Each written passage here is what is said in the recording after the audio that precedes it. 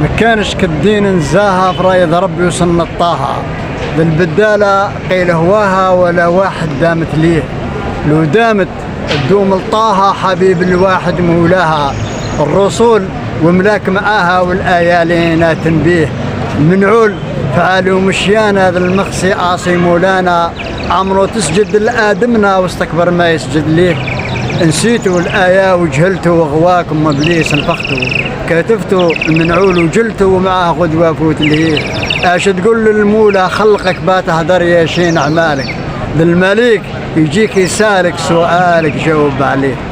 شنو هي ابرز تجهيزاتك لشهر رمضان؟ كيفاش تحضر روحك لرمضان؟ نحضر روحي رمضان يعني معناها رمضان حضر بالطاعة ونصوموا رمضان يعني معناها نصوموها خوفا من الله وهو فرض علينا ونوجدوا له الثقة والأمان ونوجدوا له حوايج اللي ناكلهم حلال يعني من عرق جبيننا ما نوجدوش رمضان نوجدوا له الكذب والتنوفيق والسرقة ويزيدوا علينا في الأسوام هذيك راهي باينة. رمضان طاعة وعبادة.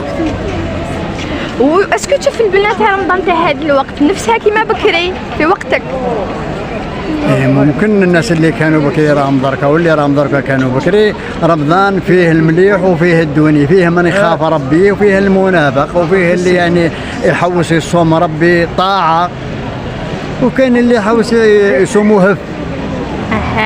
واسكو تشوف الاسعار تاع رمضان الاسعار تاع المواد الغذائيه نفسها ولا زادت؟ ولو الاسعار زادت لكن احنا ماناش مقتنعين. انا نصوم من ربي باه نتقرب ولا نصوم للكرشي. كاين حاجه اللي غاليه انا ما نشريهاش لو كان الاخر ما يجيش يشريها والاخر ما يشريهاش تبور في راسه. حنا ملهوفين ما مغلاو السومه نزيدو نشرو. هذه هي راهو الديفو تاعنا. هذا هو الديفو اللي راهو فينا.